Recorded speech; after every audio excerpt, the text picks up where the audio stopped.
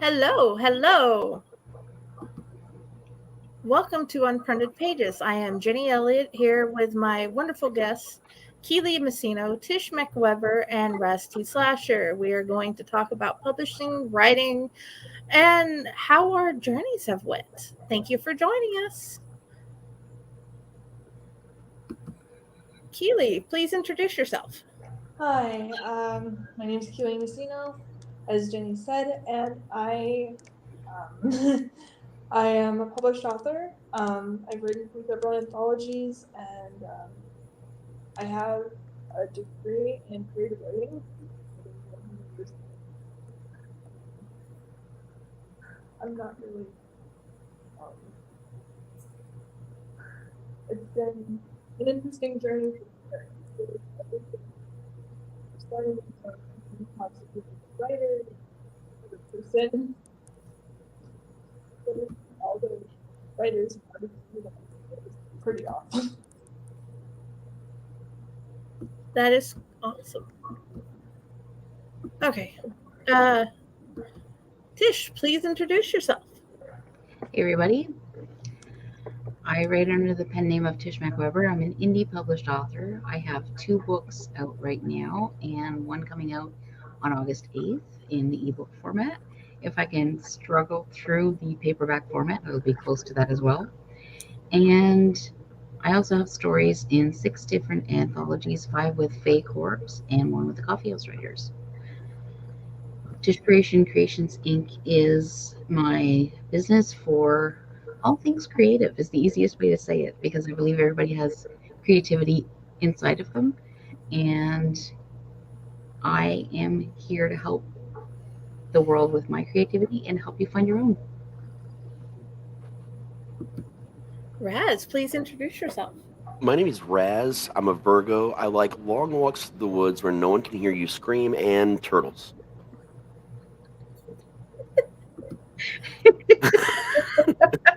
I like You have a favorite type of turtle. no, just turtles. Just any turtles will do. What about okay. Ninja Turtles? Oh, especially Ninja Turtles. I'm going Ninja Turtles. I love Michelangelo, but I'm a big Raphael fan. They just put the 2003 series out, able to buy and watch the whole thing. I am excited. I like the 2003, but like the original cartoons, man. Like I had the sleeping bag, the roller skates from when I was a kid of those, like the classics. Oh, I Back when you have used to be all able to of buy them at those. Burger King. And we've watched all of them over and over again now to grow Yeah. up the kids with all the others. You know, the new movie's coming out. They're doing this big special event at the end of the month, the last weekend of the month, actually, where if you go to it, you get like a brand new comic book and like all this swag stuff they're doing for the fan experience. It looks really cool. It's the one that Seth Rogen had a part in making, where they're like a lot younger. That is awesomeness. So, I guess let's get right to it. How did you guys get to the publishing place you are? What got you started with inquiring?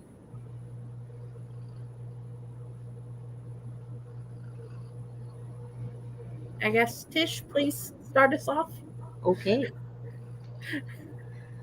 So, when I was in high school, I had a teacher for English, and because we had to dissect what we were reading and find the hidden meaning behind everything and go really deep into it, I lost the enjoyment for writing for a while. Fast forward to being done in school, working, and running a day-to-day shift in a call center really kind of dragged me down a bit. And I'm in the city with my husband and only friends, no family here. One of my friends got diagnosed with terminal cancer. And she had been involved with, Jazzy sighting might happen. My cat is here.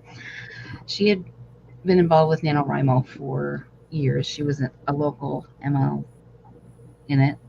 And she was really a huge believer in me and my skills. And she wanted me to write a book. I wasn't sure. I was a little, nervous about it. So I started exploring with my song lyrics. I wanted to put them in a blog. And when I started asking about how to set up a blog, the person I was asking online asked me, "Why do you want to blog if you're not going to blog?" That's my cat's tail. And so I had never thought of it before. And that's kind of where I got my feet wet with writing. I wanted to see if it was something I could stick with once I decided to start it. And the blog grew to be large enough, although it's a little out of my reach right now because there's a lot of stuff happening behind the scenes, but it's there. You can still read it and everything, but I haven't been actively blogging in a while. I've been working on several other projects, and once I got my feet wet, my friend did pass away, and she was well known for saying that every book should have at least one talking cat in it. So I wrote a book in her memory where all the cats are narrating the story. And I've written in her because a lot of the characters in the book are on the other side of the Rainbow Bridge. So I've written in her with 2 chapters with her pets because she was the inspiration for the book, and she was the reason I decided to go ahead and jump in. And I've gotten a lot of good results. In fact, a couple of years after it was published in 2022, because I published in 2017, I decided to give a run for Amazon bestseller, and it peaked at number 22. So I was really pleased with that. And it was kind of cool, 22 and 22. I have since not stopped writing, even though there are lulls, of course. When I get focused on something, I go all in, and then when I come up for air, I either find something else to do or, jump back in. And currently I'm writing Drop the Red Pen, How to Write a Book in 30 Days. That's going to come out in August. I have a standalone fiction book that I'm working on, that I'm researching right now. And I am aiming for my fantasy trilogy, which I have briefly started. The Story Candy and the Coffee House Writers fiction anthology is going to be featured in it. And I have high hopes, but I also have to do a lot of character development before I really get into it. I'm not a real planner, I'm more of a plantser. I'm leaning into planning from the pantser area. So the more I work on different projects, the more I get a little bit more thought put into before I start, where am I going with this? And things do develop over the time that I work on them. And to circle back around to that first book, I'm involved with creating a virtual space. If you follow me on social media under Tish Macwebber, you may see me post my virtual office and different spaces online. And I'm currently creating a space based on my first book as the cottage by the sea on the other side of the Rainbow Bridge, where all my cats are waiting for me. And that's the theme for that space. And it's getting close to being finished. I've taken the liberty of adding a couple of gifs of some quite famous cats, Grumpy Cat and Little Bub, 2 of them. There's a DJ cat in there, and I don't know if you watch the Kiffness, but there's this one cat that does the head thing, the white cat. So I've got those 4 cats already in the space. I'll be adding in my book trailer, which is very campy, but it was the first one I ever made.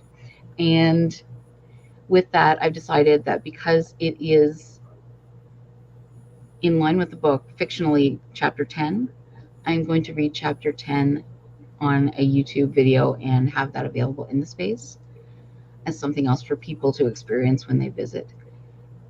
And the big dream goal here is to invite other authors to come play with us and create their own virtual book worlds. Very cool. So it's a lot of That is fun. amazing. How about you, Keely? Um, so basically, how I started writing, um, my grandmother, I was very, very tore up, but I decided to just read about her journey and her perspective of, going to heaven. And so that was a therapeutic thing. And there's also a bit of an ego boost because everybody wanted to read it. And of course, over the years, it became just my escape. I read Harry Potter and Little House on the Prairie. I was in hospital a lot as a kid. So you learn to, escape that reality when you go into your own world. Well, then I thought I'll make my own. And so started writing all the time. And then I went to college for a little while. Ironically enough, I was going to be a counselor, and I did not want to be a counselor. I didn't work as a clinician, so I wound up deciding, like, senior year that I was getting a BA, in writing, and then all of a sudden, that just opened. I know Trish through popular writers, so room for them. I found them at Southern New Hampshire University, and I've been part of that team for a while. And then Patty through Coffee House, and we've all I really just being able to create one mind isn't what I want to do. I like having the control, the freedom, expression, the freedom of anything that you want. And like I said, you can find me on Coffee House Writers. Actually, haven't written for them in quite a while, but for health reasons. But now I am intending to publish a book soon of my own, actually a romance novel, which is out of my comfort zone. For Fate Corpse, I've written 4 stories that have been published in anthologies.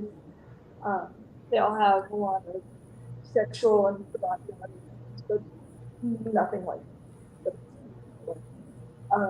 And then I've written for popular writers. I wrote an anthology as well. So that's essentially what I'm trying to branch out in my writing and explore more possibilities. Nice. I actually have a question for you. That is awesome. Did you say you did previously attend, or you're currently attending SNHU? So I am not attending right now. I got a degree in creative writing. I got a BA in creative writing in 2018, and then I got my master's in online communications, digital communications, a couple years ago. Okay, I'm pretty sure you and I took some classes together because Yeah, I was remember getting too. my BA at the same time you were, but under my real name. And I had someone named Keely in a couple of my classes, and I've never met anyone Yeah. but you with that name. So there's a Yes, very it good was chance we me. shared a couple classes together. It I'm was actually doing my me. master's. Hello again. I'm a little over halfway through my master's with them right now. That's amazing. We're still for creative writing, yeah. That's really cool, man. Bachelor of Science. Hell yeah. I have That one rocks. of I have one of Mine those has in the nothing medical to do field. with- And I love that you said you're a planter Why because is I don't meet many other planter writers, and I'm 100% a planter. Yeah. I could I'm a probably pantser, there's no way. I Yeah, could drop a book on a post-it note and be happy with it and start Yeah. from there. I come up with weird ideas. Like sometimes when I started writing the trilogy I'm writing right now, initially the whole concept was, okay, well, this is what it's about, but here's the ending. Here's the ending of the entire trilogy, which was the first thing I ever planned. And then that just kind of sparked the whole thing. I've just been writing towards that ending pretty much ever since. Well, that's really good. I know I once spoke with an author at a book signing, a Canadian author, Kelly Armstrong. And Familiar. when I went to her book reading, I was basically one of the few people who was brave enough to ask like 50 billion questions. And one of the questions I had was, I want to write a fantasy trilogy, but I'm not sure how to tackle book 2. Because I know in the beginning you're doing character development and then your story arc finishes in book 3, but I wasn't really sure what to do with book 2. And she said, "Oh, that's easy. That's where you have fun." Mm-hmm. And just hearing that perspective of how to approach it, it actually gave me the idea of what to do in the middle after I overthought it for, a couple of years. But now it's started very briefly. Hello. And it is under character development right now because I've made an effort in my mind. What I'd like to do is not create characters based on people I know that have passed away, but I want to do a bit of a nod to friends and family who are gone and use their names only, not their character, in my book. And I do believe most of them will show up in the trilogy instead of the standalone. That's awesome. I tend to grab, instead of like turning people into entire characters, I'll do names a lot. Like I do Jenny a lot, especially like lately for some reason. But I've noticed. I take strong personality quirks from people I've known, just the quirks, and then I'll write those, and I'll combine them with another friend or family member's quirk, and then I combine a couple quirks, and then I design the character that way. So that way I'm including people, but like you said, it's that little nod that if you know the person, you'll get it. Like totally. Killed me and turned me into a monster. I feel so loved. Oh yeah, yeah. You're a skinwalker in one story that shares beauty advice. You're a little girl who just got murdered in the book I'm writing now. Like, yeah, there's a couple Jennies. It's between you and the Jenny that plays Samantha in the Mime movie, because that Jenny and I have been friends for a long time, but it bounces forth between the Jennies. Well, whether or not it's her or me, I just find it hilarious that I've died. So, yay. I actually combined you both in this. I did the personality quirk thing, and I took things from both of you. Like, so you're both. Anytime there's a Jenny, it's literally both of you together. I love that I feel you're honored to be lumped with her. Me too. I find it hilarious. That's beautiful. What about? I tend to kill the people I like give them the most gruesome, awesome deaths than I do the people that survive for some reason. Like, the people that survive, like, yeah, they're just random whatever. But, like, the people that I put the effort into, like, the drama, the excitement, the murder, like, those are the people I care about the most for some reason. I do the opposite. Like, if you were in one of my stories, it's because I don't like you. Like, it's because I'm mad at you, and I gotta get it out of my system, so I have to kill you. So what I do, I give them the quickest deaths that I don't have to care too much about, because that's how little I care about those people. But killing them off is still cathartic. So that's the character who just gets their neck snapped and tossed to the side in the gutter like they didn't matter. But if they're going to take the time to kill you with a chainsaw, then you matter. Like, it's the intensity of the death, That's perfect. One story, this just made me think of it. One story that I wrote for Fate Corpse, I wrote after a breakup, and this vampire seductress creature tries to have a one-night stand, so she can and the guy rebuffs her, so she basically tortures him slowly and beats him. And I'm like, yes, I need to get this out of my system before so I don't make midnight phone calls and yell at you. Raz, how did you get on the path of writing? There was a guy in a trench coat in a parking lot, and I'm joking. I don't know. That's how my dad got into trucking. Okay. That's how I got into selling watches for a while. I mean, I talk about this. I've talked about aspects of it a lot, so I kind of want to probably focus on a slightly different part of it. I talked about my grandma being the storyteller who got me into storytelling, which led me to writing. My mom doing indie horror when I was a kid. That really got me into the horror aspect. But the first thing that I ever remember really writing and thinking, oh, I want to be a writer, it was elementary school of all things. And we had this amazing, for the reading teacher, because they didn't call it English and it was reading. who decided that they wanted us to write a short story. I'd read short stories. I was reading like way advanced from all the other kids. That was sort of a family thing. And they wanted us to write the story and actually taught us how to bind it and make our own little books. Like she went like really depth into this process. So we made the binding first because she wanted us to keep it to a certain amount of pages. So we weren't we had to write it on a different paper and then rewrite it once it was the right length. And so we did the bindings, we did all this really cool stuff, and then I wrote the story, and I got in trouble because it was horror, and I didn't know that that wasn't okay. There was no guidelines given because I guess they didn't expect a kid to go really far off the deep end. And my mom gets brought into school. I want to say this is second grade. This is second grade because I remember the teacher, Miss Doherty, and she liked me. She loved my family, but like she was just so shocked about this. And it was when she showed the principal that the principal freaked out. So I'm pulled out of class. I'm in the principal's office. I got no idea what's going on because I'm kind of an asshole, but mostly I'm a good kid. I got great grades. I help people.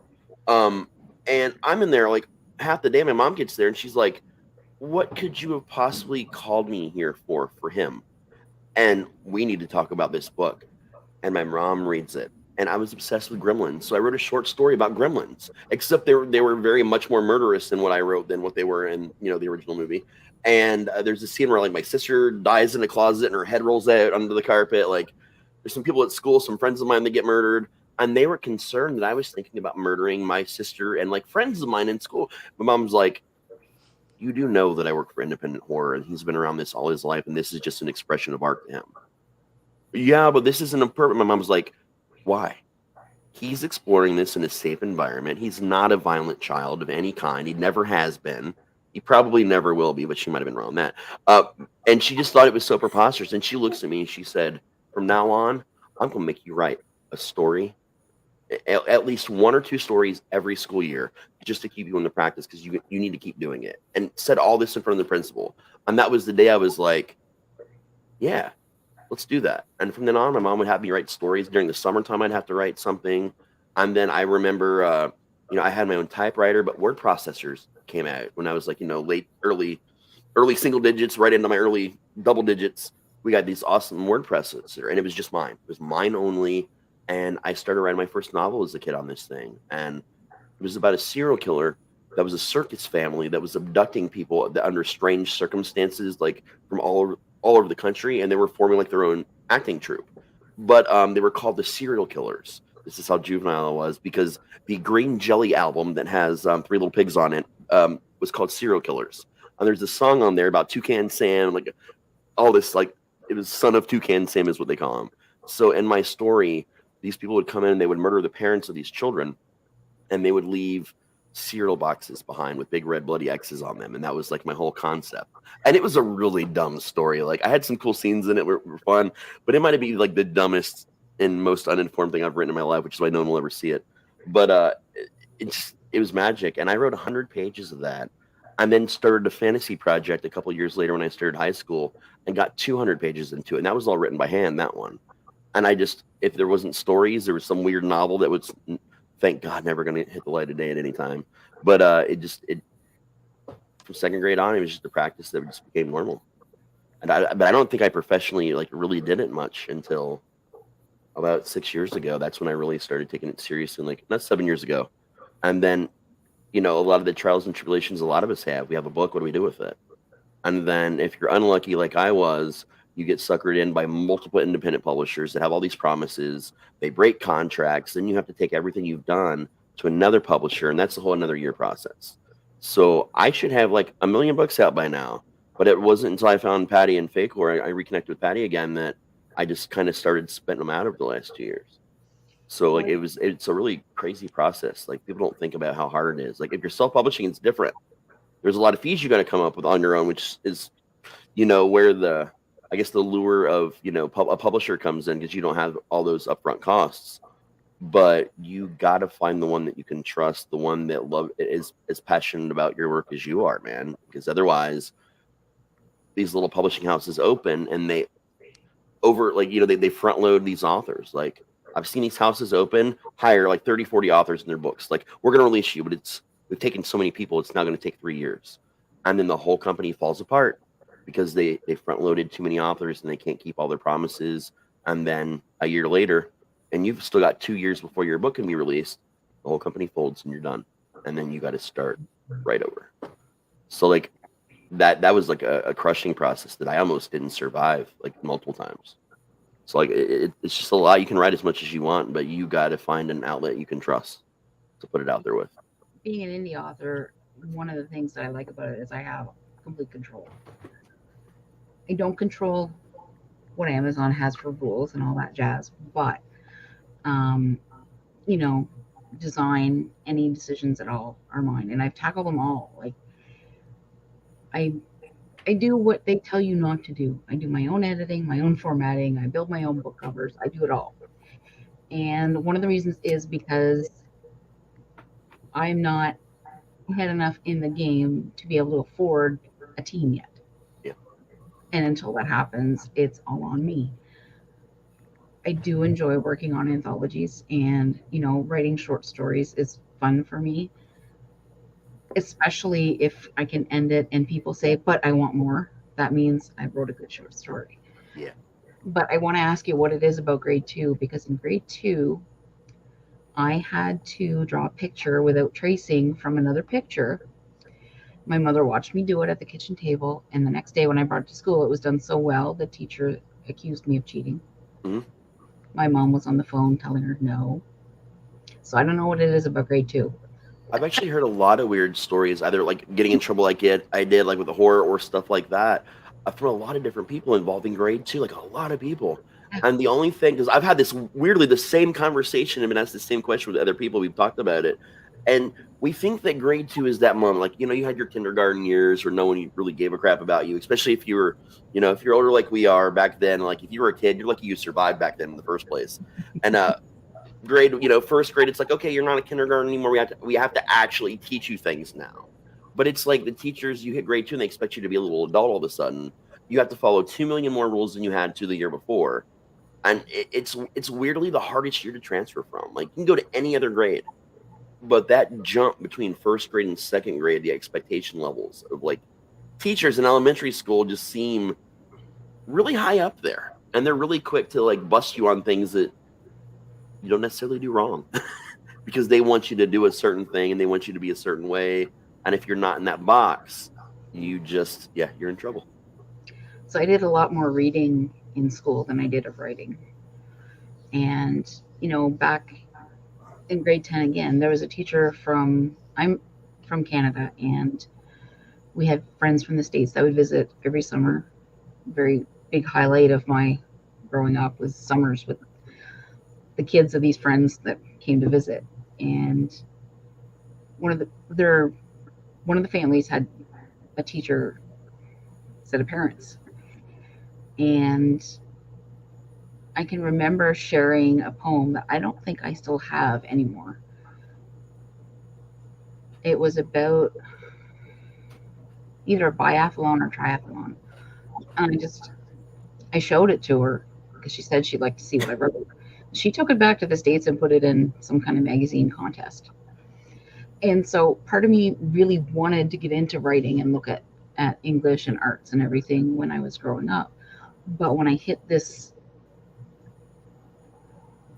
old man in the sea, and you have to go behind the scenes and find all the meanings that took the joy out of reading for me. And it encouraged me to continue writing. That's completely understandable, yeah. Oh, we got a new entry.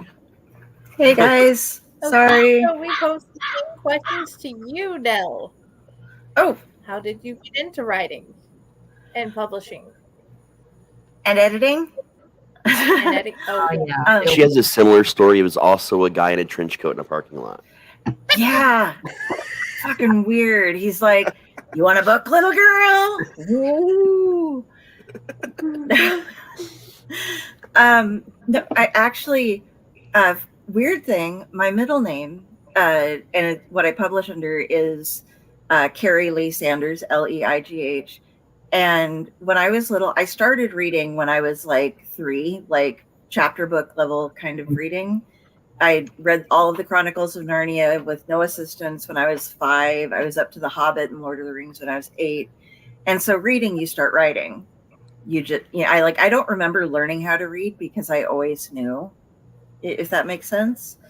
And so I always wanted to write because I wanted to be part of this, because I couldn't get enough books, even if I read them over and over, I couldn't get enough. And so, yeah, that's what got me writing, was just so I could have more stories to have. It's, I'm old, so we didn't have things like fanfic back then. So, and I wouldn't have had access to it anyway because there wasn't like the internet or anything. Yep. But yeah, and I've always been really nitpicky on the editing thing. When you were talking about before about the people though that you include in your stories and killing them off in particular, like I'd mentioned in a comment there that I've killed off Stephen Lear a couple of times, and he's been murdered like 40 times, as far as I know, in various different books by other people.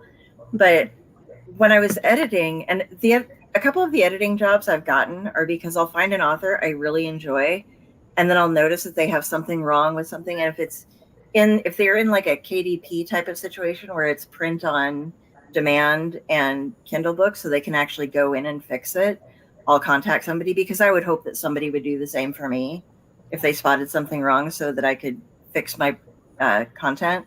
And I've written to them, been like, okay, so here's a list with the page numbers, paragraphs, sentences, and everything that's wrong with your book. And I really, really like it. I just really, really think that it would be better if you fixed it.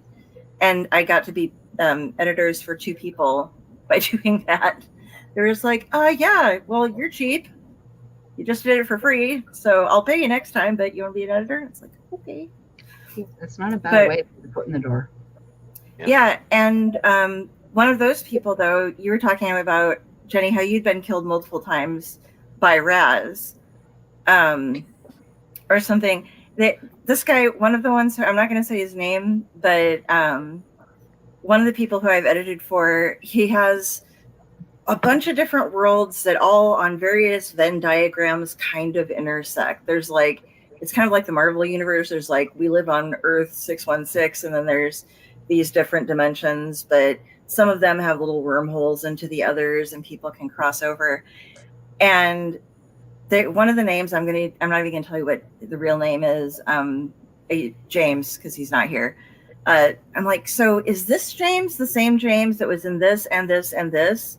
And he's like, I've had James in those. I'm like, well, they've died in all of them, but since you gave him this power, based on this church, that he can kind of, he could have come back through this. So it's like, I've really used, I'm like, you killed him with a jewelry stand in this one. He was run over by a car in this one. He was decapitated in this one. And he's like, yeah, no, none of them are the same James. I just didn't realize I had a roommate in college named James, and he was a real dick. So, Oh, yeah. So every time I try to come up with somebody that I don't like, I guess I just keep calling him James. I'm like, yeah. James, Jimmy, Big Jim, they're all one person. They are actually all one person in my universe. It's my dad at different stages of his life. Yeah, this guy, he wasn't intending to at all. He just accidentally just kept killing him off. And it took me being like, dude, I'm continuity checker for you here, and I know where things are second. It's like, so there is a chance, the way they work, that if he went here with this guy and did this, and he's like, that is a great idea and a great way of going through all the backstory and all the connections to the universes. But no, that's not what happened. Although you can pretend it did, because that would be really cool. But I don't mean to cut in randomly, and you can totally cut this out or whatever. But my phone's gonna die. Like, okay. I'm sorry. I talk too much. I'm sorry. I forgot. You just I had like 50% battery, and apparently this eats battery. Sorry. Yeah. Yeah, that totally does. So, yeah. If you drop, do you want to continue, or do you want to stop here? Yeah, no, it's fine. If I drop, you guys can keep going. It's totally cool. Maybe get her to answer the next question before she disappears. Yeah. The next question is, why have you chose? What appealed to you most about the genre? I guess it's supposed to be called, that you tend to like to write in. again, it's the ability to make the world that I want to live in. All of everything, regardless of what I've tried to write and what I've written in, it all has this weird kind of supernatural ability. People can talk to spirits, or there's some sort of supernatural creatures. And I think it's the element that I can just create whatever I want. Again, this world is boring. Sorry, but it is. It's very boring. I'm a Not boring boring to human. me. I'm a boring human with a boring job and a boring life, and writing is exciting. You can't go on roller coasters and go on vacation every day, so if you can make anything you want, you might as well. Oh yeah, that totally rocks. That's the simplest answer I can give you. I can make anything I want anytime. I can also destroy it, which is great. Very true. I'm a firm believer long that there as it is no works for such the thing as plot. boring, because even in like normal jobs and stuff, extraordinary things or odd things can still happen even in the most, perceivably boring environments. Like you just have to like be open to it and look for it to amuse yourself to kind of get through your day, and like you'd be Yeah. surprised what magic actually happens on a daily basis, man. I'm very intrigued, and I also want you to write a story about this, and I want to write one too. Nice. I have not picked a genre. I am multifaceted, multi-passionate, and multi-genre. So my first book is a memoir narrated by cats, which is not an actual category on Amazon. Memoirs cannot be fictional, according to Amazon. I debunked that pretty quick. I've read some too, like actual memoirs, like from famous people that you find out later were just entirely made up for entertainment purposes. Yeah. And biopics, it's a thing for that now. Ever since the Weird Al biopic that came out, like now those are spoofable, and like like people are accepting that now too. Somewhere I have the I Can Pee on This and Other Poetry by Cats book, like right over on my stack here. I can't. Someone gave me that book. I love that. My second book is an inspirational self-help book, and it's called Tishbration, The Art of Surprising Yourself. That is just meant to inspire people to push outside your comfort zone, to surprise yourself with what you can do if you really try. It's the whole premise behind that concept and book. And more people need to get their eyes on it, because I know it'll help some people. But this new book is a how-to book, which is completely different from the other two. It's how to write a book in 30 days. And I'm starting I've called it the Red Pen series. Spoiler alert, the next book is Pick Up the Red Pen, how to edit your book. Take it to the next level.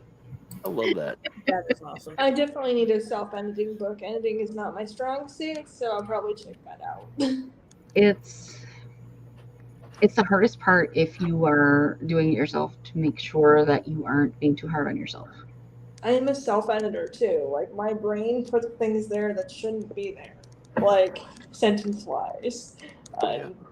People be like, "Oh, well, you did this wrong," but I thought I was reading it back, so I definitely need that. Yeah, it's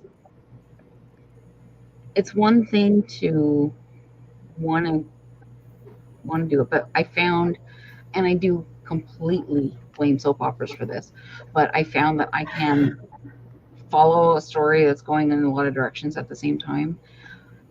But I also tend to write not in a continual order, and I've learned how to edit my own work. This doesn't go here, it goes there. That just, and that's something that I've found that I'm good at. If somebody has loose ends, I can find a way to tie off a nice bow on the story. And that's something that I can do. And I had a rough start with editing for a family member, but it took a long time because it was really just hard on my head. But once I got through that, and I've started editing for other authors, and I found I'm enjoying the stories, which helps. If you love to read and you pick up editing, it's something that can be complementary to what you're already doing. Oh yeah. And it also expands your horizon because you can read different genres as well. So yeah. you're working on your own craft. That I Definitely. definitely. Sorry, I dropped out. Please continue. Oh no, go. Is your show, lady? I definitely okay. I definitely recommend checking out her books and definitely all types of books like hers. You can only learn to get better, but also take what helps you more out of all of it, and it's still worth having. And I guess please continue, Delphine. Oh no, I was just when you're talking about editing brings you into different genres that you can then feel more comfortable writing with because you're kind of fixing what people are doing here and there. Um, I One of the best things I ever did was hop on as an editor for somebody who did historical fiction, and he was writing because I love history, and I just had never thought about, oh, that'd be a fun thing to do because it's like, yeah, but history's already written. And it's like, oh, but you can sneak in all these other little things with characters who observe that, but this is their story. They might even be somebody who's somewhat known about, but nobody was there to record every single thing that was said. So you can pop in and add to it and give it all the gravitas and the swear that way that you want. It was incredibly fun. The problem I found with that, um, in this in particular, he wrote a lot of battle scenes, and it was back in like the Germanic tribe period still, and so he would have these like pages and pages and pages of battles going on. It was like every aspect of this person making it from like where they start getting in, breaking into, climbing over, walls and stuff. And you have to keep track of the fight scenes and see, okay, this person dropped down here and he was injured and loaded into the back of a truck, or not truck, a wagon. And this person did this. Okay, this guy, he was using his shield and it broke. So he discarded that as charging with an axe right now. And this guy did this. And then eventually you get like 4 page later and the guy who was in the back of the wagon is riding a horse suddenly. Mm-hmm. And the person who broke their shield ends the whole entire fight scene by knocking someone off the side of the I can't even remember what they're called. Trench, ravine. It's the top of the castle, like the parapets or whatever. I can't remember in the thing what it was exactly called, but he knocked him off of that with the shield. And so I'm like, okay, first of all, got to do this. But it taught me how much you have to pay attention when you're writing anything in that style, because it's so easy to lose stuff. And I'm finally just like, okay, so he needs to get a shield at some point. This guy needs to not be on a horse. And this lady's been pregnant for 3 years, by the way, just so you know. And so these are some of my notes for you. Do you want me to just have him grab a shield somewhere? I can just throw that in there and fix that part for you. And he's just like, if you could, that'd be great. So it's like, I wrote a whole sentence in this besides just editing it. I got so-and-so to get their shield from a dead man. Yay. Yeah, one of the editing jobs I had recently, it was a nice surprise to find out that she asked for, a little summary of the book because I worked on it. And it was nice to find out that it was on the back cover. Very nice. Yeah. Oh, yeah. The excerpt. Yeah, that's one of my goals. I would like to be a blurb at some point. You have to be very careful with your wording because you want to make someone pick it up to read, but not tell them the story. It's right. A whole little, tiny little package all by itself. Yeah. I'd forgotten that we were talking about how it turned you into being able to write about other genres. Was I've always been horror. Just everything has always been horror. But after reading the historical fiction, it's still kind of horror, but Raz is familiar with my Lady Elizabeth Bathory stories they're set in this weird combined universe we all had where it's this hotel that exists throughout time. So I basically just gave her a TARDIS, but I have her going to around. The Hotel Nanjamant. Yes. So I had the Lady Elizabeth Bathory show up and kind of altered her a little bit, made her a witch with blood powers. But she goes through and is like, Oh, as long as she's there, she gets to learn things, so she can practice languages and stuff. And like, she goes to meet Vlad Tepes. She goes and is preparing to meet Rasputin in the next edition that she comes out in. And so it's like I get to have a lot of fun with history by pulling in different historical characters from all different times and having a real reason why they can do that. And oh my God, it's just like I can explore history. I get to put them together. Yay! I still think you need to pick that back up, and we need to do like this little side project. Because I know for that, I was playing the PR guy, the guy that does all the commercials, and actually made actual physical commercials you can go and watch for this place. My character, he had been the same and looked pretty much the same since the hotel opened, but his memories get wiped every so often, so he has no idea how long he's been alive or how long he's actually worked there, because new memories get implanted in his head based on whatever decade it is. So he'll think that he just became the PR guy or whatever, the manager kind of at the beginning of that decade. So all the way he writes and the way I do the videos is different from decade to decade. And that was like the one character that that Elizabeth kind of knew, but he never really knew her. Like he really didn't remember or know anyone. So we should like take those two characters and like do something like with that. Yeah, we need to talk to the people who did it because I wasn't the most prolific writer on it, but I created a lot of. They'd started off with a rule of these are some of the items that are straight up lore. The busboy is always mute. The bartender always wears a surgeon's mask for some reason, and this and this and this and this. And so we'd follow it, but like in her decade or in her generation, it was like about a 6-year difference between when she would have been going there to when they started wearing plague masks more frequently. But I went ahead and put the bartender because when you enter, you're in kind of an era of when you would, an area where you are, but you can travel around in it. So it was really fun. But then everything went crazy with COVID, and I used that as an excuse because I'm like, okay, so she couldn't be attending because she wouldn't have all the vaccinations.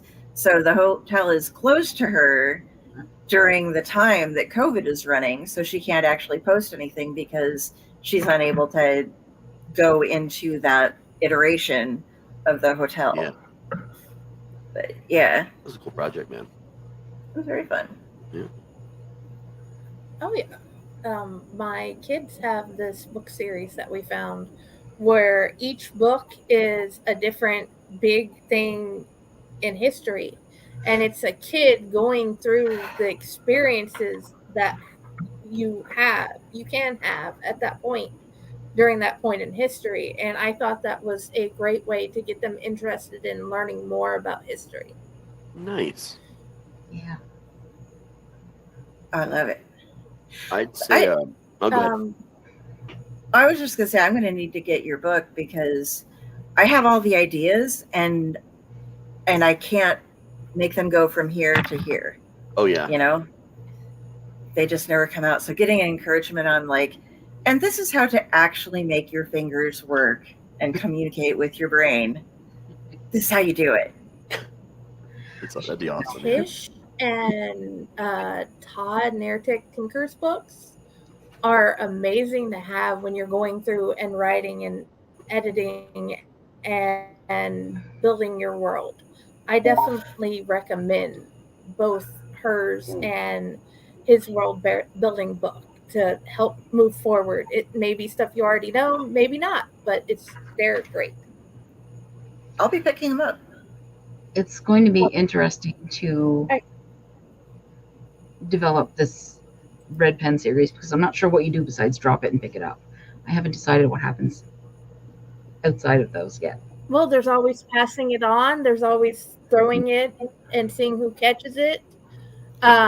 Using that as what you may see others do or whatever. It's all in how your imagination works. I think. And I guess,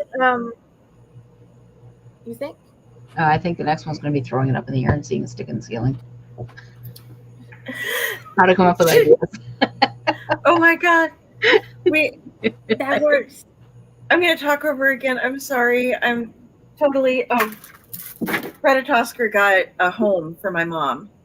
Squirreling out here, but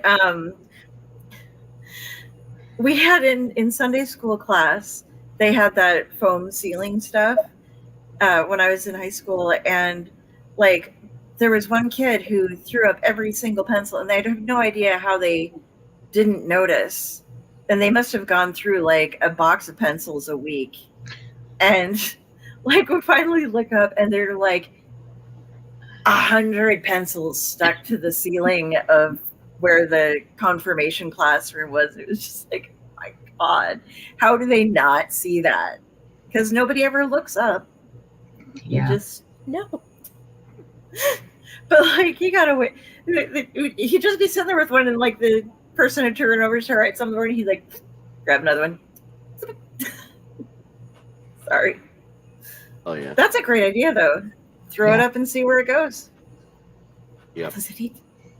And see what sticks. Twist on the dartboard. Okay, my next question. How do you see... Well, how do you recommend moving forward for authors?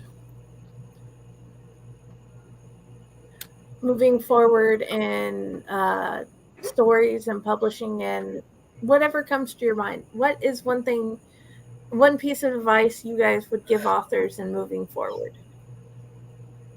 I'd say just worry about the writing to start with, because I talked a little bit ago about, you can have a story, but it takes a while to kind of shop it around and get it out there unless you're going to self-edit. But unless you actually have that story to begin with and you tell the story you want to tell, all those steps are pointless. It doesn't matter what you plan, what you want to happen, how you see your career in the future. You got to make the time and find ways to, establish some guidelines for yourself to get that done.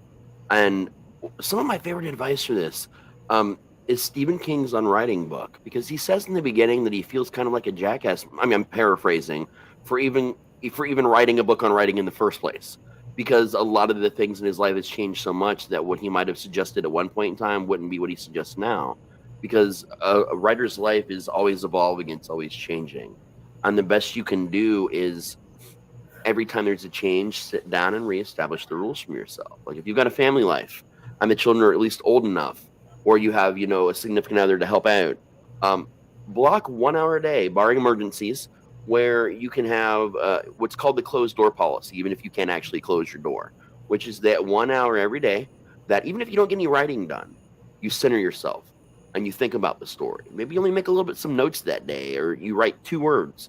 It doesn't matter. Try and at least at one point, and it doesn't even have to be at the same time every day. It can be like midnight one day, 2:00 in the afternoon a different day. Just every day, that 1 hour block where you can in some way inspire yourself or find some inspiration, whatever, and get a little bit more done and planned.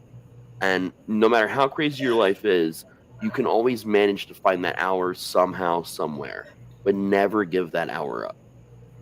And that was like my favorite thing that he ever said, that I think has helped me more in my life than almost any other advice ever. So to build on that, set a goal for your daily minimums. As long as you write 100 words a day, you have accomplished your goal for that day, or whatever your threshold is. And if it can be in word counts, it can be time, it can be before, whatever the routine you set up. As long as you do this much, then you've accomplished, and anything else is gravy. The other thing I would say personally for me, I've been working up the courage to write a fantasy trilogy, because it's what I love to read the most. Therefore, it's what I want to write. But I had to get some writing under my belt before I tackled it. And I wanted to feel comfortable enough with the fact that I'm creating a world. And I don't know if it's going to need a map, but it is going to involve, if you've read Candy, there is a place called the Facility. And that is something that's going to be the common thread that brings that story into this trilogy. And it's going to be fun to let the characters play once I figure out who is who. Because right now, I think I have a dozen characters named Name Me in brackets. I just want to say the I question volunteered the should name. never. There you go. The question should never be, do I need a map? It's how can I get a map done? Because let me just tell you, like, if there is a map in the beginning of a book, I will refer back to that map every single time a location changes, and it's fun for me. And people do not do that enough. I'm actually incorporating a map into my series here soon, even though it's just a small town, because I think it's fun. And yes, on maps, Yeah. pro map. There are a lot of great programs out there online that you can use for free to design even planets. You can be like, okay, I want this size, this amount of water on the planet, this many moons, and different stuff, and it'll lay out different geographic possibilities for it, and you can just keep flipping through until you find one that you like, and then change it however you want. It's fun. It's going to be something else to add to what I'm going to tackle. Because it's not going to be, if I can create it myself out of my head, it's going to happen. That's awesome. Nice. That's going to rock. Oh, yeah. What about you, Del? The one thing I would say, and this is something kind of newer to me, it's a practice I just recently changed, is I got into a conversation once with somebody. I made a comment about writing, and one of my friends on Facebook replied back like, yeah, I really wish I could write, but I'm terrible, and so I can't do it. And I was just like, we all start off and we write things that we hate. It's going to happen. And then, but you just struggle through it and fix it and work until you get something that you write. And Ramsey Campbell actually answered back, and he was like, I wouldn't say that I've ever written anything that I hate. I've written things that could be better. So I shelved them and I will wait. And he's currently working on stuff that he started back when he was like a late teen, early 20s, and had been ideas and things that he wrote way back then that he's like, I now see them in an entirely different light, and I can take this idea and make something completely different out of it. So just anything that you write that you think is utter crap, keep it. If nothing else, you can look back and be like, wow, that was crap. I've gotten a lot better. But it might be something that brings on the next story for you, where your brain finally finds a way to use it differently in a way that it actually works. Oh, yeah. The good thing about taking time and pacing myself, building up to what I want to write, is that I've had the time to overthink it, so that when I'm finally ready, I'm not going to have that time ahead of me that I have to figure out what to do. It's going to be kind of planted in somewhere, entrenched somewhere. Oh, yeah. Oh, yeah. I think I've finally figured out how to use something I wrote in high school and use it in the book I'm trying to write now. So I definitely get that idea and understand how that will help. Just shelve it and use it later. Yep. Did you write terrible poetry in high school? I did. Have a character that went ahead and is writing poetry and throwing your own stuff, I got sent to the counselor's office. They asked me to write a poetry book after my mother died. Mm. You can imagine the feelings you're feeling at that point. And then they sent me to the counselor's office and asked what I was planning to do with myself. I'm like, I don't know. I'm trying to figure out how to deal with my sister and this. What am I supposed to do? Yeah, that's you tell me. Entirely unfair. Yeah. Yeah. It's one of those, how does a teenager deal with that? But anyways. Yeah. Back to writing is therapy. Ideas. But yes. And sometimes I guess not. Yeah. Sometimes you just find out things about yourself you never knew before, even if you're writing about somebody else. That's one of the things I love so much about writing, is because I learned something new about myself and how I feel about things. And I use it for therapy a lot too. Like all of the Silence is Crimson, despite the weird comedy and the dark humor, I guess, the blood, the gore, it's literally the whole trilogy is nothing but me learning how to deal with my brother's suicide. That's it. At its core, that's all that series is. But unless you've heard me say this, you'll never truly get that that's what it is until you know the details of it. But once you learn the details, the schizophrenia and everything else, then the whole series, it's like a whole other different level. And that's how I survived everything, is through short stories, books. It's good therapy, and it helps you sometimes learn both the best and the worst parts about yourself. But that's also, I mean, even learning the worst parts about yourself is a good thing. I mean, just this summer, Yeah. I'm helping clients with their books, and I formatted an ebook for the first time ever. It's live, so it worked. Nice. I'm finishing up the paperback and working on the cover right now for that client. And that is something that's really exciting because I've spent 10 days fighting with Word getting this paperback ready. And it's to the point now where when I export it, the format sticks. So I know it's ready Wow. for uploading. Yeah. It's been, and every book is the same because my brain doesn't think the way the steps are lined out. Yeah. I get to pagination and everything just, that's it. And, Yeah, it's, 'cause- and it's step 5. But going through the steps, and every book I've had to go back to 0, start from scratch. In especially difficult books, I take the formatting out, and even though I don't use Times New Roman, that's how I start. If I have to put it all back in a different font, so be it. Yeah. Yep. Managing different fonts, that's actually not a bad idea. But if you hear anything, my husband is apparently laughing at his computer in his office.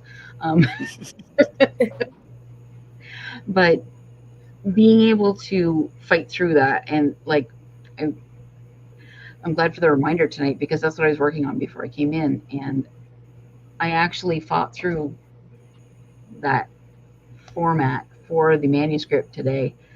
Finally got it so I'm ready to upload it. It's sitting there waiting for me to finalize the cover, and I have yet to tell the author I've got that far because I want it ready for her to look at. And I've told her she's been impatient, but patiently impatient. You know what that is? The anxious. Yeah. I have people that want to buy my book. When is it going to be ready? I'm like, when it's ready. Yeah. Because I can't magically make Word do what I need it to do when I need it to do it. Yeah. Oops, you tabbed too many times, and here's the marks all over the pagination. Oops, you hit enter too many times. You did this too many times. It's a nightmare, man. I hate it. Suddenly your book is a walrus. Yes. You backspace just enough times. You said the walrus, my brain just went straight to Tusk, man. Yeah, you're gonna have to teach me because I can get through. I've made tutorials on how to use at least like just the review pane when you're editing and go back and forth with somebody, because I had an author who just didn't know how to use it, and so he'd just make whatever corrections. They just send me back a new one every time, so I'd be recorrecting the same things that he decided not to have corrected. And it was like, okay, we need to stay consistent on this. We need the same document every time and explain it to. But when it comes to formatting, I'm just like, when the hell is going on here? I just put one tab in, and and now that there's on different pages, and I am double spaced, and I don't use any sans serif fonts. What the hell? Where did that happen? It's an adventure. I looked at it funny. I scrolled down, and suddenly it's a new thing. I once saved an entire thing, and it was like, I said that I was like 50, 60 pages that day. I remember the word count, but I remember saying 50, 60 pages on Word. And I opened it the next time, and it had all somehow translated into the web dings or whatever, all the symbols. And I'm like, I freaked out for an hour trying to figure out how to get my material back until my friend's like, what does it look like? I showed them. They were like, do me a favor. Go to edit, select all, and just change the font. And I did, and it was all still there. I don't know how it even happened in the first place. But yeah, I felt so dumb after an hour, just the font changed. Yeah, no, and being me, my client doesn't see it until I'm happy with it. Yeah. And then I hope they appreciate it, and they will appreciate the work, but I'm still expecting that there are going to be a few minor changes. There were with the ebook, and that's fine. But I need to get this done so I can get into my book and get it ready, because August is coming. Yeah, I have to turn my current one in by August 11th, and I realized the other day that my timeline was shrinking. I wrote like the first, I don't know, 17 chapters of it, and they're not. The chapters are like some of them were just like maybe only 600 words, like placeholders. This is what's going to happen, and Yeah. I was like, I've got less than a month, and I just realized this 3 days ago, and it's for Patty. So I'm like, I'm trying to. I've been busting that, just trying to get it done because I'm usually better time budgeted than that. Yeah, I mean, and this time with this book, I've taken a step differently than before. I'm writing it in Pro Writing Aid. Oh my God, I love Pro Writing Aid. Once I discovered that 2 years ago, I actually I never have enough money at one time to buy like the permanent license. I just end up having to renew it yearly, so I do it right around Black Friday is the first time I did it. So now I get the discount when I do it every single year. And I have tried every Grammarly, every one of these that exist as a program, and it is the one that in my opinion is the most informative about my writing. And I think I've learned just as much from using that last years than I have in college about creative writing, just formatting and everything, because it literally makes you a better writer as you write with that program. I like it for everything but the glue and sticky index. I have trouble with that. I kind of ignore that half the time, to be honest. I turn those off sometimes because I'm like, okay, I get that, but like 90% of what you're triggering is dialogue, and people don't talk like how you want me to format that, so we're going to ignore that. But Yeah. I think my favorite thing is, because I do a lot of stuff for school and creative, they've got those things you can go and change the settings, where all the feedback it gives you is based on either the genre of creative writing that you're doing, or if it's professional writing or student writing. There's all these different categories, and once you select one for each project, it's completely different advice based on what you're writing, which I really appreciate, because I have to write differently in my creative than I do for school. And it's nice to have that program that recognizes that I'm doing a different style. And it's so helpful, man. Yeah, one of the other things I do with it is it's going to come out of there, but then I'm going to run it through Grammarly, through Google and Microsoft Word to try and get as many errors as I can on my own. Yep. And, when it comes to two programs saying different things about the same words, then it's a judgment call. I don't sweat about it. If I'm writing in Word, I do the Word one first, and then I do Pro Writing Aid, because Pro Writing Aid plugs into literally everything you can possibly find to write on. If I'm doing Google, I'll do the Google one first, and then Pro Writing Aid, and then I run it through the Dell editor, which is that's my third step. I'm teasing you, but I do that sometimes. I see you. I'm a good editor. Except for myself, I don't believe in brevity and Word. Until the most recent couple copies of Word, it was like every single thing that I wrote in the old Word when I put it through the grammar checks was like, you need 500 semicolons, okay? Oh my God, yes. Seriously. I had to tell it to stop picking on contractions. Yep. It's just like, that's just, you got to get used to it. That's how I'm writing. So just quit telling me this, because I don't want to be the semicolon queen. I'm just the very long sentence queen. So there's another project I'm working on that it really had fits over the amount of contractions. So my advice to the author was, we're going to cut them by 50%. I've actually learned with Pro Writing Aid. We'll cut them in half. Yep. Pro Writing Aid is like, I haven't unchecked that yet, but like it's really crazy about every contraction, bringing it up as an issue. But it has helped me realize that the flow of even just dialogue sometimes, or even just my writing style, it has helped me realize instead of can't, I can say cannot. Like, so and it seems like such simple little things, but when you look at the contractions you're using and you try out different things to make the sentence a full word, it actually changes kind of like the feel and the vibe of what you're doing in different scenes. And you start to realize, hey, yeah, that has to have a contraction, but wait, maybe this one doesn't. Maybe it sounds better without it. So it's useful, but it's also very annoying to every contraction having to go through. But it makes you more objective about what you're looking at. Yeah. And going through and editing for other people too, and yourself, remembering when you're writing it that your voice as the narrator can be entirely different than the voice of each of your characters. And so that's one of the things that I find hardest when I'm editing, and I don't know about you guys, but when you're editing someone else's character's grammar. It's like, okay, this person is a highly educated person and they speak with this tone, so this little bit here does not sound right. They would not say that. Yeah. However, this person, yeah, he's the kind of person who would actually say aloud, would of, and stuff. So, and people be like, that guy said would have, that's wrong. And it's like, yeah, he's kind of an idiot. So he is wrong, but he said it. So, Yep, that's how he talks. Get over it. yeah. Honestly, I learned that from Stephen King more than anybody, because Stephen King was so great as a kid, like reading this stuff, even now, about capturing a character so thoroughly that he will write the craziest sentences. But if you stop and think sometimes about the, like in the dialogue, but if you stop and think for just 2 seconds about the character that's saying it, you're like, oh yeah, that makes sense. And you go on. Yeah. But that's something you have to watch out now.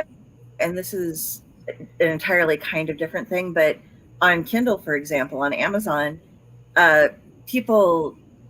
anybody who is a customer that has purchased your book can complain about the usage of grammar or spelling errors and things like that, and have your book suspended, even if it was like the character saying something like that. Or we actually have problems going on right now in More Lore from the Mythos 2 because somebody objected to the spelling of they used an elder spelling of magic with a K on it instead of a C. The way they were describing the character, they project magic, and you weren't the only one. Okay. I don't think, but they were like, I didn't even know that was a thing. But like my whole story in that is literally about a magician who combines traditional magic and old school magic, and I had to use both spellings in it on purpose to. And it fits, but because somebody. And I'm assuming it's one of the people who was trying to, people that get very competitive over where they rank. And when those books release, they always start really high. They do. Stefan was really good at getting stuff up there. Like, we're like in the top 10. And so somebody, will start complaining about something right away to try to get your book pulled down. We were actually ranked above Stephen King's The Bizarre Bad Dreams when that came out. We were ranked above it, and I about had a heart attack. I was like, what? Yeah. And they were like, we were outranked by a Lovecraftian anthology of Lovecraft's actual stuff. Yep. But we were outranked also by a gal who, this is another thing that is very tricky and naughty business. Don't you do this. She is a very prolific author, and she writes under a bunch of different genres, but a lot of it is like romance. And she had 3 books above us, all of which were, and this was in horror anthologies. All of these 3 books were romance, complete novels, not part of even a set of novels, just 3 standalone romance novels that were outranking us in horror mythology or horror anthologies. Yep. We would have been number 2. And so we were sending in like, okay, if you look at, so like Stefan went through and I went through and we were looking her up, and she had books in like all these different categories ranking really high, but none of them were in the right genre. And so we wrote letter after letter after letter in to just be like, I'm sorry, but this person is in the wrong category, and because of that, it's hurting our sales. Yeah. So, that was tough. Yeah. Yeah. So don't do that. That's mean. It is mean, man, because you're going to get more. You're going to be higher on bestseller lists, but like we need to have the category of fictional memoirs. That's all I'm going to say about that. I agree with that entirely. Yeah, it should be. Somebody on my Facebook feed, one of the authors recently got like ranked either number 1 or number 2 on like horror sibling fiction or something like that. It was a crazy, sketchy. You say that too? I can't remember who it was. Too, yeah, I can't remember, but I remember seeing it. Yeah. And she's like, I think I might have been Jeff Strand. It was like, okay, in the horror sibling fiction category. He's like, that's how to nail a category, I guess, if you don't even know what it is. Oh, yeah.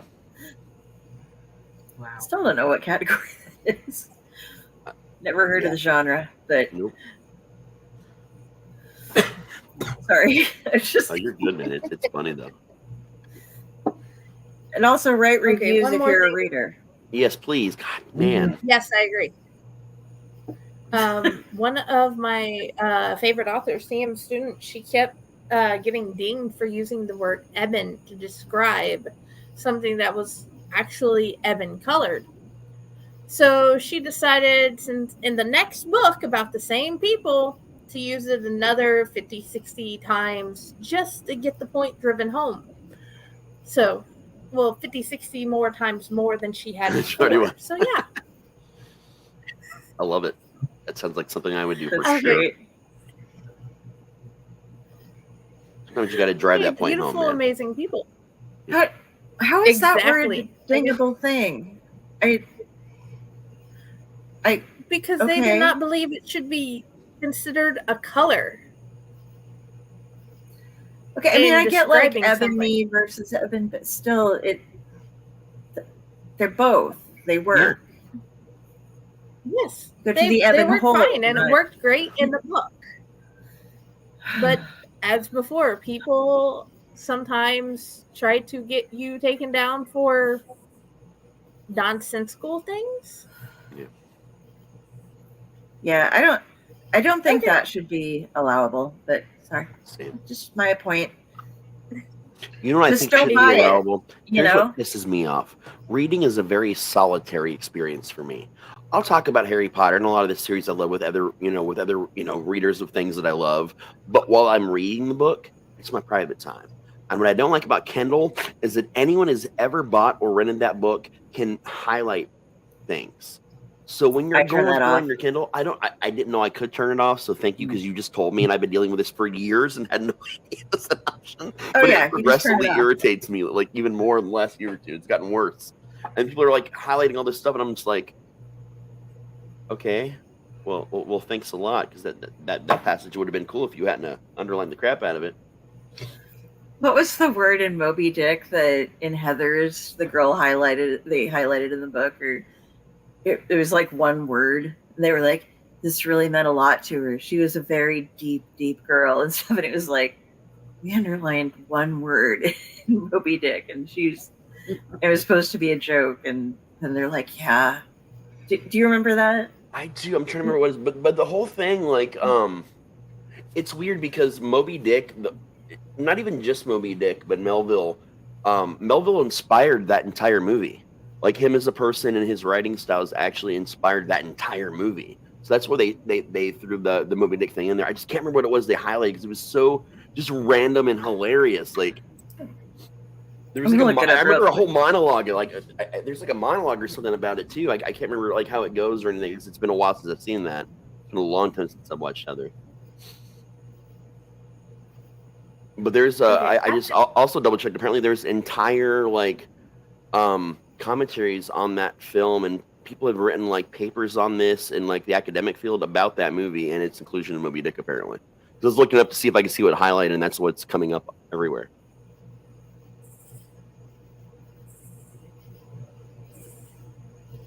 Yeah, it's crazy. Oh, what is it? I'm about to learn something. It's the passages that she underlines, if I remember correctly. That's like her version of a suicide note. That's why they're underlining the passages, because that's her suicide note. I just remembered that, but I still can't remember what the passages were. But yeah, definitely check that out. That's a fun one, man. It's a musical these days. It has been for a few years now. I didn't know there was a Heather musical. Heather's the musical. I mean, probably more than a few years. It's probably been at least 5 years that there's been one. Dude, I've probably listened to the soundtrack of the Beetlejuice one like 15 million times. Now I should go find that. There was a 90s movie made that was basically just a remake of Heather's that was more of a comedy with Rose McGowan. It was called Jawbreaker. If you've never seen Jawbreaker, oh, I love that movie, dude. Like, I liked it just as much as I like Heather's.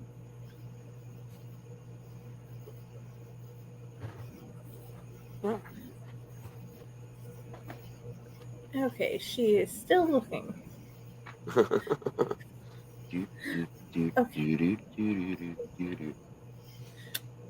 Why is it always that song in elevators? For the longest time, like, hold music's in elevators was literally that song. So The Girl from Ipanema, I think, is the title of that song. That's all I can hear in my head during hold music. I believe it is Eskimo is the word that was underlined. That's the one. That's the one. It shows her underline, but then she says she's underlining more of it for the suicide note or something like that. Yeah, but I think that when the pastor's going over and saying she read many things and underlined a lot in this book, however, Eskimo is what really stood out for her, or something like that. Eskimo, you should all think about it. Thanks. I love my dead gay son. That's such a good movie. Yeah. Okay. Okay. Squirrel moment over. When researchers go wild. Now that we have squirreled out many times and we have learned many great things, and we all know we want to read more Carrie Lee Sanders, Tish Macwebber's, Keely Messino's, and Rusty Slasher. And at some point, I will get Cynthia, and I want to get Cindy on here. My kids have questions about her children's books, and we need to do a children's book episode. But anyway, awesome. Onward. I'm going to go counterclockwise, and everyone's going to tell people, including you, Raz, where to find you. And there will be links, and I will add those links later at after the show, since she was awesome enough to join us. Okay. Okay. Usually I would quit. I am. You can find me at. I can be found at Delphine Galdracacat if you can spell it, which you probably can't because it has funky characters in it. I can't. But otherwise, you can find me at Carrie Kari Sanders Sanders. If you see a crow, that is me. Everything else is linked off of that. My author page, Owlite, stuff I do for other podcasts, my TeePublic account, everything. So that's where you can look me up, and send me messages on Facebook. That's the easiest way to get a hold of me. Tish? So I've just dropped my 2 links in my description there. TishMacwebber.com is my website. It is going to be renewed and put under construction this summer. So I'm starting with the book page only. The second I'm done with my client's book, that's my next project, and then I jump into my book that's coming out, because I want it ready before that book comes out. And to follow me as an author, Tish Macwebber on almost every platform. I'm there somewhere. I may not be frequently on all of them, but I do have the profile set up in a lot of places, and you can find my books on Amazon. And some of them are on draft to digital as well, which means they are in other locations. You can find me most easily at rastslasher.com, or if you just have a favorite social media outlet, just type in my name. Thanks to Jenny, you can find me pretty much everywhere. You can also find me wherever toys are sold now with Kung Fu Action Grip, and possibly I may be the guy in the parking lot of the bookstore in the trench coat. So, there you go. Thank you guys for coming. Please find me at Friday with the Library in Blue Box, Friday Blues, a Disorganized Library, and on my main page, Jenny Elliott. And if you can't find me there, please just say something on Rusty Slasher's account or the Owlite Studios, Owlite Network account, and I can get back to you, or I will direct you to whoever you message there. Thank you all for joining us, and have a wonderful evening. Bye. Bye, everybody. Later. Thanks for coming.